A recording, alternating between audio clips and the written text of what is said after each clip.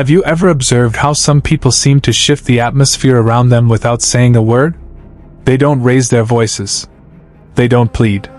They simply step back, and suddenly, the energy in the room changes. People notice. People respond. It's subtle, but powerful. Now imagine what would happen if you practiced that same restraint, if instead of reacting to everything right away, you chose stillness, chose reflection, chose to pause. That's where something transformative begins. When you are no longer constantly available, emotionally, physically, or even mentally, the patterns around you begin to shift.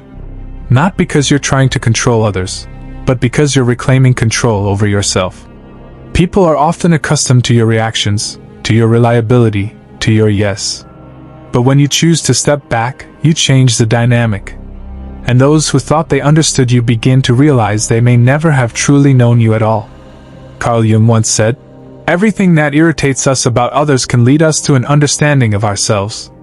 So pause and ask yourself, when you become more intentional with your presence, who gets uncomfortable? Who reaches for your attention? Who feels unsettled by your calm? Often, it's not about you at all. It's a reflection of how others have come to depend on your reactions, often without realizing it. You may find yourself constantly giving your time, your energy, your attention, to keep the peace, to be liked, to maintain connections. But with every unspoken no, disguised as a yes, a little piece of your energy fades. And at the end of the day, what remains? Exhaustion. Frustration. A quiet emptiness you can't quite explain. That's because you've been too available to those who haven't valued your presence. This message isn't about turning away from others, it's about turning inward. It's about what Jung called individuation, the lifelong process of becoming whole and authentic. That journey begins when you realize that silence, when chosen mindfully, can carry more strength than 1,000 spoken words. So let me ask you, how long will you continue letting the emotions of others dictate your state of mind? How often have you felt like a puppet pulled by invisible strings, just because someone knew which buttons to press? It might be time to pause, to become a little more mysterious. Because the moment you stop being constantly accessible, everything begins to shift. You are likely taught to always be responsive, to answer quickly, to never let anyone down. But here's a truth that often goes unspoken: constant availability is not always kindness. It can become a quiet form of self-abandonment. If you continue to believe that your worth is tied to how present you are for others, you may find yourself drained by relationships that rely more on your presence than your personhood. Predictability can turn you into an emotional resource. People press the you button when they need comfort, attention, or reassurance, and then set you aside. But your presence is not infinite. Your energy is not inexhaustible. And those who expect you to always be available often don't realize the cost it takes from you. They may not want you, they may simply want what you offer. Jung spoke of the persona, the mask we wear to be accepted. Many of us wear it so tightly we forget it's a mask. We smile when we're tired. We respond when we want to rest. We say, "It's fine," when we're far from it. But the more you center yourself on others' needs, the more you disappear from your own life. This isn't selfishness, it's self-preservation. Choosing to say no without guilt, to pause before reacting, to reflect before responding, these are not acts of withdrawal, but of self-respect. You may have noticed, the more available you are, the less others seem to value that availability. It's a paradox. What is always there is often taken for granted. So consider this: who genuinely deserves your time, your energy, your listening? And perhaps more importantly, who has earned the privilege of your silence? Before you answer, consider one key idea. Why do we react so quickly? Why do we feel compelled to explain ourselves, to respond, to please? Carl Jung called this dynamic psychic energy, the inner fuel that drives everything we do. And this energy is finite. Every moment you spend justifying yourself, engaging in unhelpful arguments, or trying to gain approval from someone who doesn't truly see you, you give away a portion of that energy. You don't need to prove yourself to everyone. Not every opinion needs a response. Not every conflict needs your participation. Jung said it best: That which you resist persists. The more you engage with what drains you, the more power it gains over your mind. Emotional fatigue isn't weakness. It's often a sign that your energy has been misdirected, spread too thin across things that don't nurture you in return. And in those moments of fatigue, you become vulnerable, not just to exhaustion, but to influence. That's why emotional clarity begins with learning to guard your energy. This doesn't mean building walls. It means setting boundaries. Not every conversation needs your input. Not every text needs an immediate reply. Not every criticism deserves your defense. And in truth, the most powerful person in the room is often the quietest, the one who doesn't react, but chooses when and how to engage. Not to win an argument, but to preserve their peace. So ask yourself, what patterns keep draining your energy? What triggers make you lose your center? That's where your growth lies, not in becoming distant, but in becoming intentional. As Jung taught, when you learn to keep your energy within, something remarkable happens, projections fall away. Manipulation loses its grip. Those who relied on your reactions may feel unsettled, not because you've changed, but because you've stopped playing the role they expected. When you stop reacting, you begin to reclaim your narrative.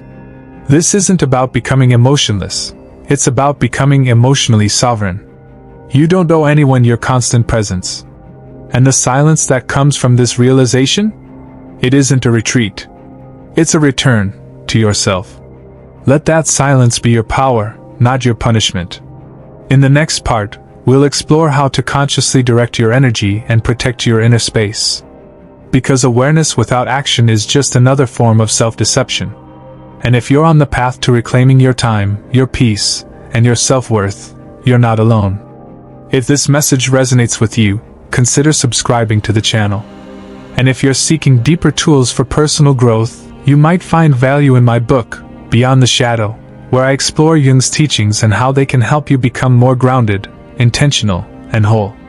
Remember, transformation doesn't begin with others, it begins with you. And this, for many people, is uncomfortable.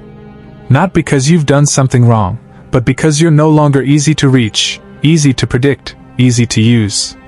You are shifting from being constantly available to being consciously present. There's a difference. One drains you, the other protects you. One is rooted in fear, fear of rejection, of disapproval, of abandonment. The other is grounded in self-respect. You were not meant to be everything for everyone. You were meant to be whole within yourself. And wholeness often requires stepping back from environments, conversations, and people that leave you feeling fragmented. This isn't about becoming distant or disconnected. It's about being connected to yourself first. It's about learning, as Jung suggested, to listen inward, to become aware of what drives your actions, what fuels your responses, and what depletes your spirit. When you stop reacting out of habit, and start choosing your responses with intention, something powerful happens. Your life becomes your own again. You'll find that you don't need to explain your boundaries to those who truly care about you. And those who are disturbed by your silence, by your refusal to be pulled into emotional chaos, those are often the ones who are benefiting from your lack of boundaries. But now you're waking up. You're starting to see how much energy you were giving away, not out of generosity, but out of conditioning. And you're beginning to reclaim it. This is the beginning of individuation, of becoming who you are beyond the roles you've been taught to play. And as you grow into this new space, you may lose people. You may be misunderstood. But what you gain is far greater: clarity, peace, and a quiet strength that no one can take from you. So take a breath. You don't have to answer every message. You don't have to defend every decision. You don't have to explain your silence. Let it speak for itself. And if this message resonates with you, if you're ready to begin that inner journey, toward self-possession, toward mindful presence, make sure you're subscribed. Because in the next part, we'll explore exactly how to protect your energy in a world that constantly demands more of it. Some will say you've changed, that you've become distant, cold, or selfish. But what they're really saying is, you're no longer easy to control. You've started choosing yourself in a world that profits off your self-abandonment. And that's not something everyone can accept, especially those who benefited from your inability to say no. This is the cost of healing, losing the illusion that you were ever truly accepted when you weren't whole. You begin to see how often your presence was transactional, valued not for your essence, but for your usefulness. And that realization hurts. But it's also freeing. Because now you're building a life not out of guilt or obligation, but intention. You're no longer acting from the wounded child who just wanted to be loved. You're responding from the integrated self who knows that love isn't something you earn. It's something you are. Carl Jung taught us that healing involves a confrontation with the unconscious, the parts of ourselves we've hidden or denied to be accepted. The people pleaser. The overachiever. The one who smiles when they're breaking inside. These are not flaws. They are adaptations. Creative, intelligent survival mechanisms you built when you had no choice. But now you do. And when you begin honoring that choice, when you stop over-explaining, stop justifying your needs, stop chasing connection where it hurts, you begin to reclaim your energy. Not in bursts. Not in moments. But in the shape of your daily life. You eat more slowly. You breathe deeper. You sit in silence without reaching for your phone. You leave conversations that don't feel good in your body. You begin to trust the sensation of enough. Because peace doesn't always come with fireworks. Sometimes it's just not needing to prove anything. Not needing to be understood by everyone. Letting go of the performance. Letting go of the chase. And in that space, what's left is you. The quiet, steady presence that has always been there, underneath the noise. The one who doesn't need permission to rest. The one who knows that not every call needs to be answered. That not every crisis is yours to solve. That your energy is sacred, and it's not meant for constant consumption.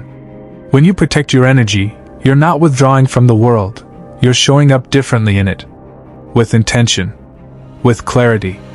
With softness that doesn't collapse, and strength that doesn't shout. You become rooted. Not reactive. Not rushed. Rooted. You listen more. You notice the small things. The way the sunlight spills across your floor in the morning, the sound of your own breath slowing down, the relief of no longer performing for an audience you didn't choose. And slowly, your life begins to reflect this inner shift. You attract relationships that honor your wholeness, not your wounds. Opportunities that align with your pace, not your pressure. And most importantly, you begin to experience a quiet kind of joy.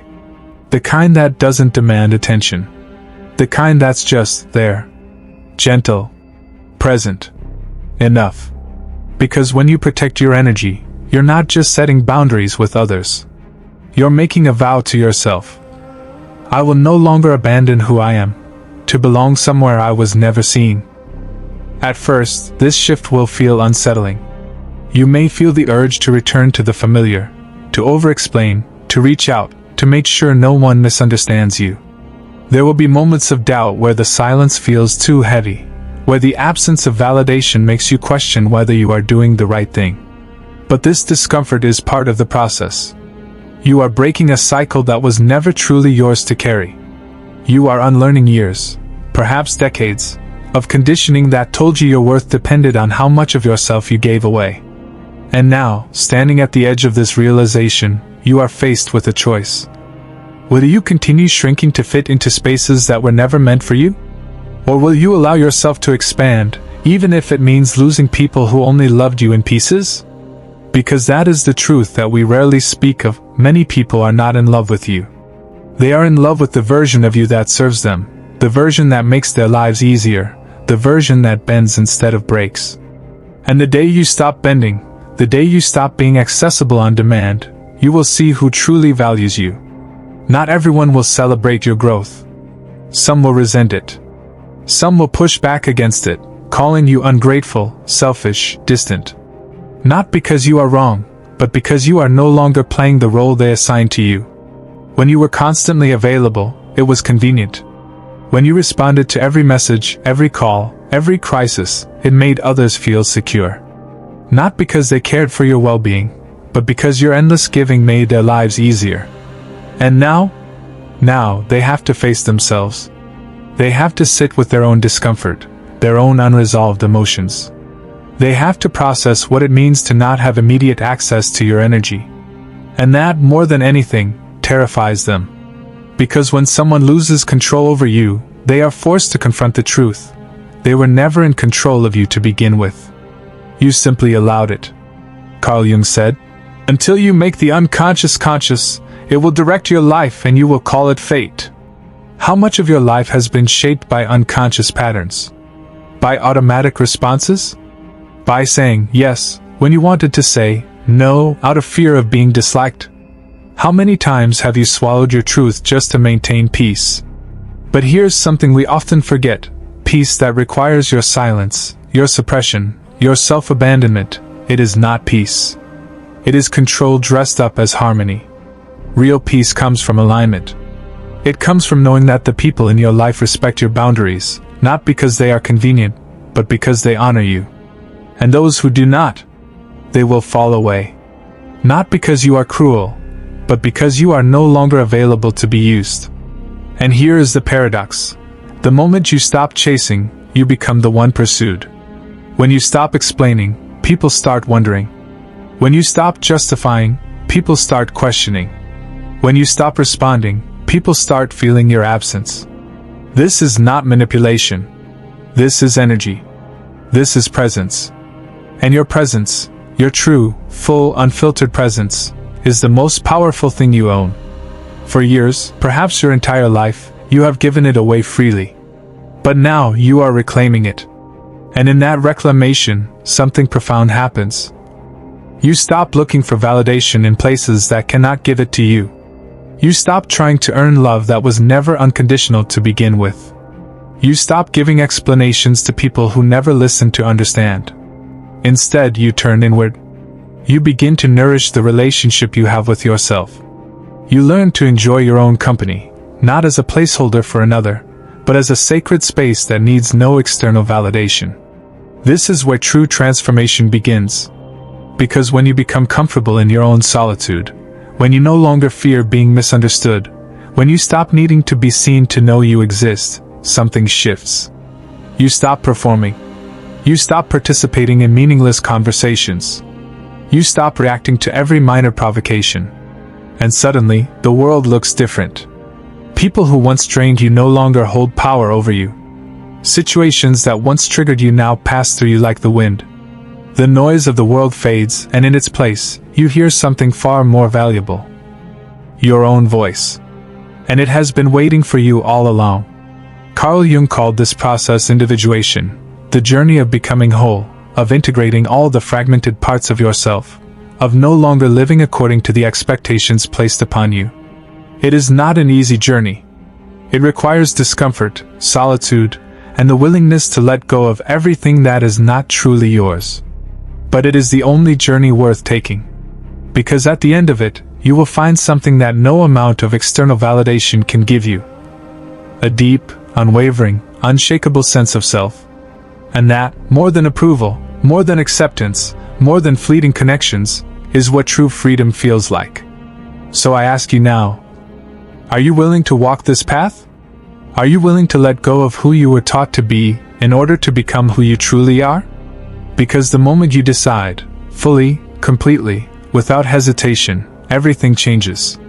The people in your life will adjust, or they will leave. The way you spend your time will shift, or it will be wasted. The energy you once poured into others will return to you, or it will be drained.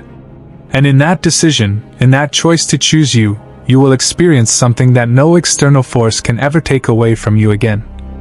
Sovereignty over your own life. And that, my friend, is the ultimate power.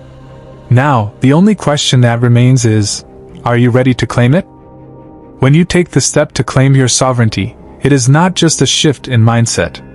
It is a complete metamorphosis of your being. It's not about finding your voice, because your voice has always been there, quietly waiting for you to listen. It's about trusting that voice, even when it speaks things that make you uncomfortable. Even when it reveals the raw truths about your past that you've been afraid to face. You see, our deepest wounds, the ones we've kept hidden beneath layers of self-protection, are not weaknesses. They are teachers. They hold the wisdom of who we've been and, more importantly, who we are becoming. If we have the courage to meet them head-on, we start to see them not as burdens, but as bridges. The wounds of the past? They have given you the resilience to carry more than you realize. They've made you the person who can survive when the world outside seems too loud, too overwhelming, too much. And now, they are making you the person who can thrive, once you stop running from them. This, too, is part of the individuation process, learning to integrate your shadows.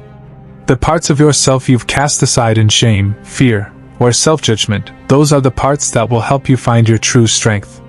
What if the parts of you that you've tried to reject, to hide from the world, were actually the very pieces of you that needed to be loved the most?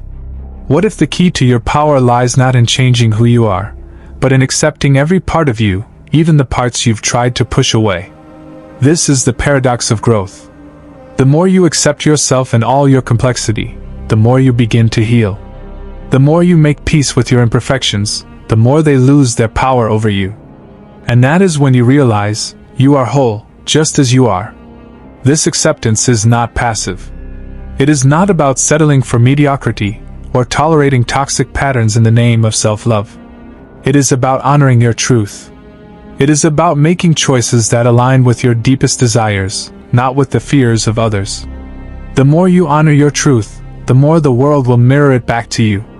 You'll start to attract people, experiences, and opportunities that resonate with your true essence, not with the version of yourself that was built to appease and please. This, too, is a natural part of the process. The more you live in alignment with your authentic self, the more you begin to manifest your life from the inside out. The external world begins to rearrange itself around your inner knowing. But remember, this is not about seeking perfection. There will always be days of struggle, days when you question everything, days when the shadows of doubt seem too heavy to carry. But those days? They are part of the path. They are part of the unfolding. They are part of the beautiful, messy, human journey toward wholeness. In these moments, when the old patterns try to resurface, when the fear of being misunderstood creeps in, this is where the real work happens. You don't need to be perfect. You don't need to get it all right. You simply need to stay true to yourself, to honor what your heart knows even when your mind wavers. Because the truth is this, you will never lose the part of you that knows your worth. That inner knowing, that quiet voice that calls you toward growth, toward authenticity, toward freedom, it cannot be erased. No matter how many times you've ignored it. No matter how many times you've allowed the world to drown it out. And this, my friend, is the essence of healing. It is not about becoming someone else.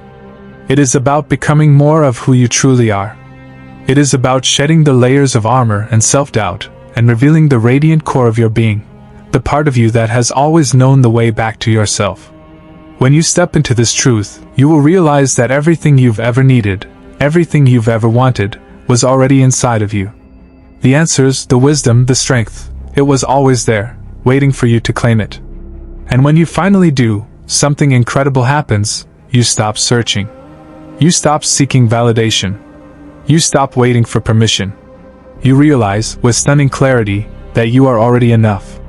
In this space you are free. Free to be messy. Free to be imperfect. Free to be you. And when you claim this freedom, when you finally step into your true self, the world will shift in ways you never imagined. You'll see that the path forward is not linear. It's not a simple, straight line from one goal to the next. It's a winding, beautiful journey filled with detours and discoveries. But every twist, every turn, every unexpected detour will bring you closer to the truth of who you are. You will begin to see every challenge, every obstacle, every moment of discomfort as an opportunity to grow. Because, as Jung taught us, the challenge is not to avoid the darkness, but to learn to live with it, to embrace it, and to let it guide us toward our highest selves. And in that acceptance, in that surrender to the process, you will find something more powerful than success or validation: peace. Peace that comes not from achieving, but from being. Peace that comes not from becoming someone else, but from finally embracing who you've always been. In this peace, you will find the freedom to live authentically, to make choices from a place of deep inner knowing, and to walk through the world with your head held high, no longer looking for approval or permission. You will no longer fear being misunderstood, because you will understand yourself fully. And in that understanding, you will find your true power.